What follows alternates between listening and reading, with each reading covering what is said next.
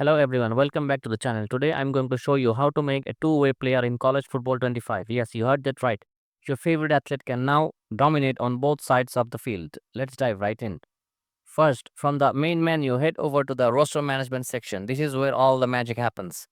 Now select the player you want to turn into a two-way beast. Once you have got your player highlighted, it's time to edit the positions.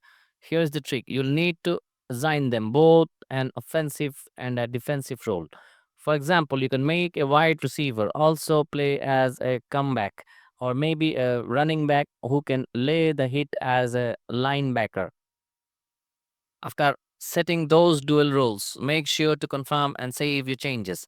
And that's it. Your athlete is now two-way player, ready to light up the scoreboard and shut down opponents.